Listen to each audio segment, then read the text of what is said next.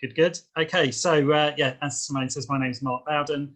My business is called Cobalt Beach Limited. Don't ask me why, it's a long story.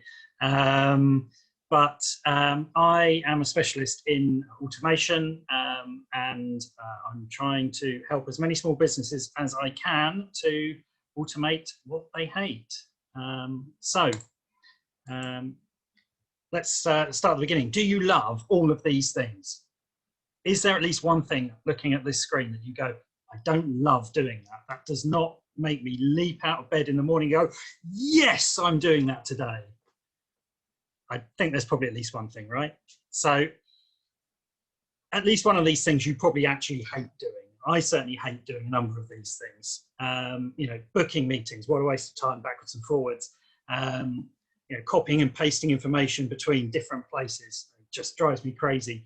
And, you know, there are some people that like that sort of thing, but I can guarantee that, you know, we can find at least one thing in every business that is a kind of necessary evil and you don't enjoy doing. And the thing to think about is, yes, you hate it. That's not amazing. But actually what you hate is also wasting your time. So a few interesting stats and studies around this. McKinsey did a big piece of work last year. They looked at sales teams, and they estimated that 65% of the time that the sales teams had actually dedicated for selling was not spent actually selling. It was spent doing all the administration around selling.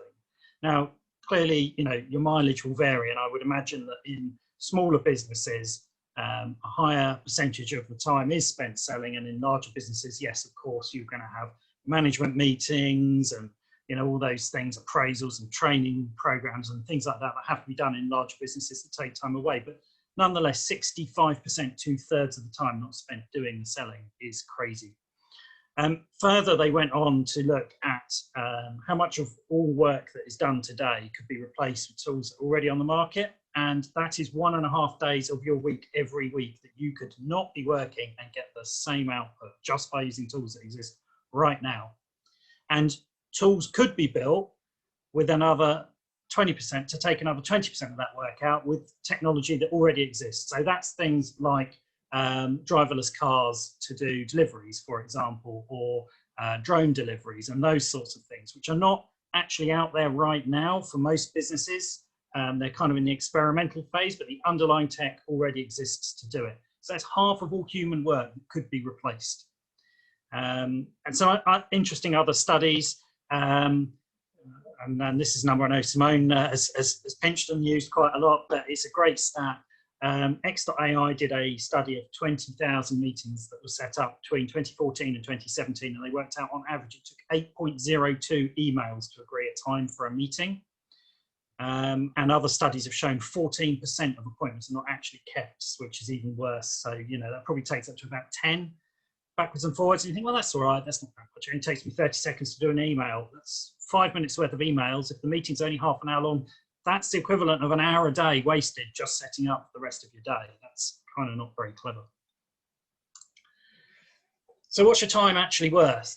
Well, what your time is worth depends on what you're doing with it, right? And with a bit of a nod to Perry Marshall, if any of you have read any of his stuff, Perry Marshall talks about how you can spend your time doing different things. So you can have a $10 an hour task, right? So $10 an hour tasks, these are things like doing expense reports, cold calling, talking to people that aren't qualified, doing your invoices, meeting bookings. I've already talked about all those sorts of tedious administrative things. And actually this list is super long. I've just made it nice and short because I wanted to fit it on a slide. All of that administrative stuff, that is the kind of stuff that is best case is earning you $10 per hour, right? You might pay someone $10 an hour to do it. Obviously, that's where, you know, the VA model works really well. Fantastic, but that is not going to make you a millionaire.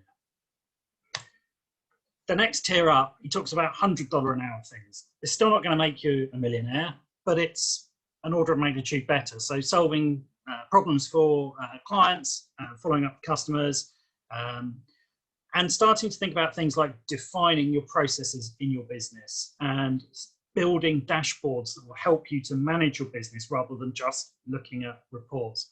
Writing proposals for work, that's reasonable. These are the things that are not necessarily earning you the money every time, but they're moving you in the right direction.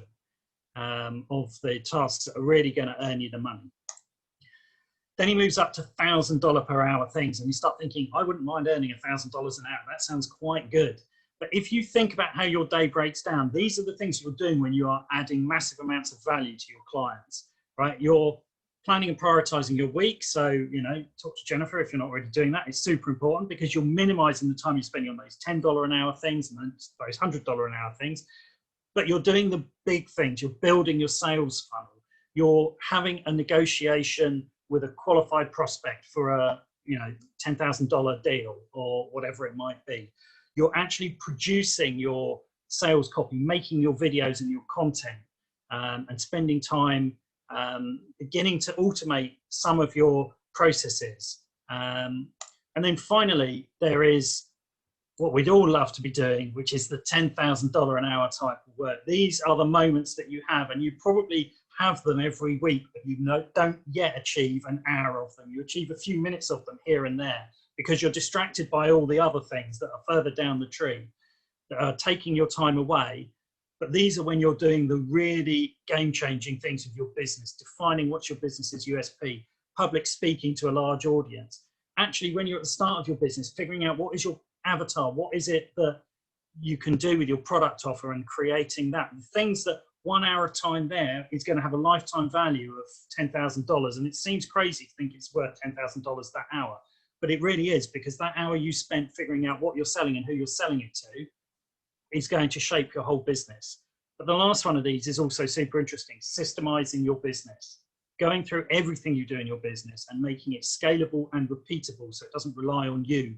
And that is a $10,000 an hour activity, because that is the kind of activity that allows you to step away and scale your business up to the size it needs to be without you having to actually do all of the hours of work. So the good news is, or maybe not so good news, this slide is really for Jennifer's benefit. I like to include at least one slide that makes us slightly nervous in every presentation I do.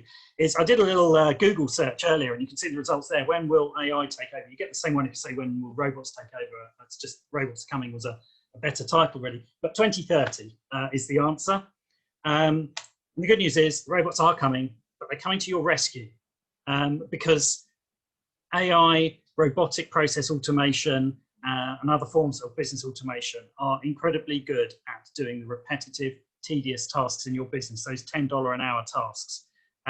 They're actually pretty terrible at doing the $10,000 an hour tasks. So actually there's a great opportunity here to remove a lot of those $10 an hour tasks to automation.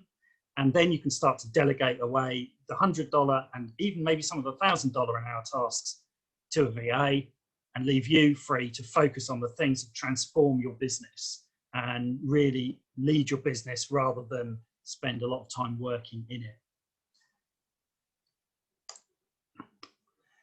So the first objection I usually hear when I start talking about automation is people say, but my business can't afford automation. And it absolutely can. However big or small your business is, you can spend a fortune on automation. I have put in my career automation programs that have cost in excess of £100 million to implement. You don't need that kind of money.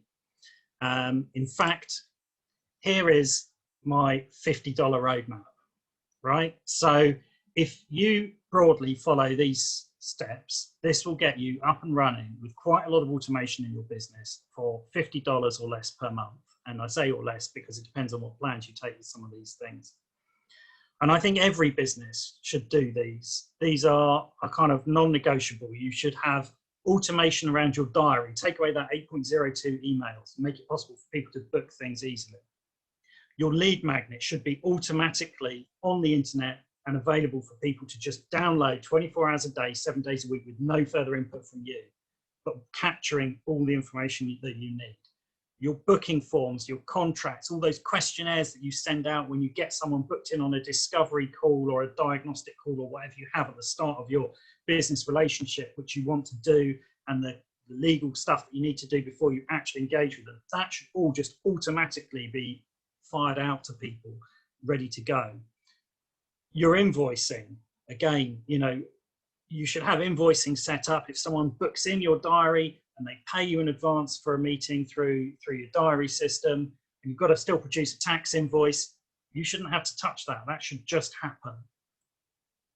Reviews, critical to every business to have reviews, and you should just be collecting those completely automatically. When you get a good review, you want to share that on social media. That should be happening automatically. And finally, I think, the last step on here, talking to those cold prospects. So much of that happens now through, direct messaging, through Facebook Messenger and other things. I think everyone now should be starting to think about whether or not they've got a chatbot to deal with those cold leads, not the warm leads, not the ones that you went, hey, actually, do you know what, that person, I can really help them and I want to engage with them properly. The really cold lead stuff that comes in, that's the kind of, what do you do, where you need to really educate people before you can start to engage with them. So these things, I think, and I've included here some images that will give you an idea of some of the bits of software that I think you can use to get all of this up and running for $50 a month or less. There's also a link at the bottom of the page. If you go grab that checklist, that is 5 steps on that checklist, which will get you up and running with a lot of this using tools, all of which you can start for free. Most of them you'll probably want to go to the $10 a month plan, and that's where you get to the kind of $50 or less. Oops. So with that said, I shall leave you with this, which is a bit of a collage of some of the things that I have helped small businesses sort out in the last 12 months, which they were doing manually and now they're not. And it's a small subset, but it gives you a flavour. If anything that's popped up on that screen looks like something that you do manually in your business, then we should probably have a chat. That's me done. Look at that. I'm on time and everything. Well, of course you are.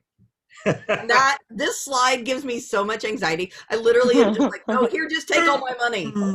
Right? Yeah, it's basically like the checklist of what you need to do. And Dabby Dozy, that was me. Thank you, Nigel. So we've got time for a couple of quick questions. Who's got a question? So how can you do all of that automatically, Martha? Well, you call Mark.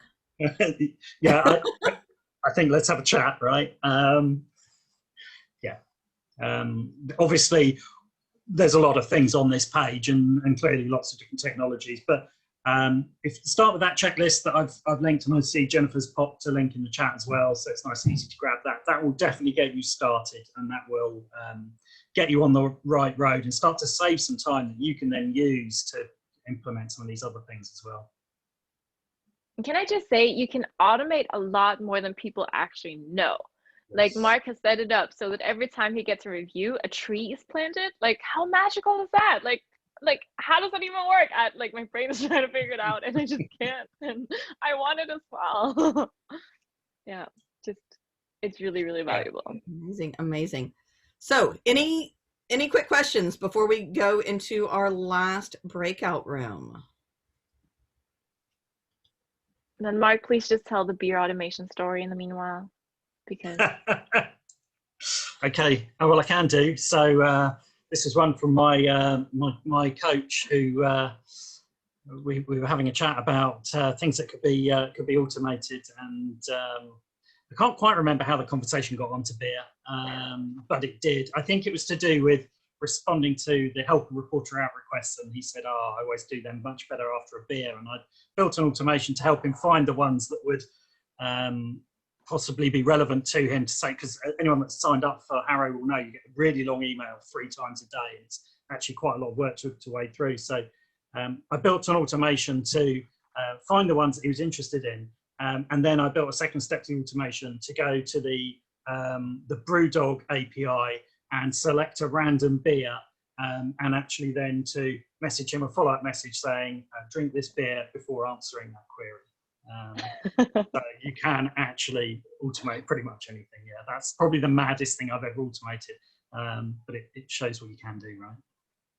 Let that be proof that there's no limits to automation and what that can do. Yeah, So just imagine like your business, like if you can click a button and a tree is planted, like every time you get a good review. I mean, Yes.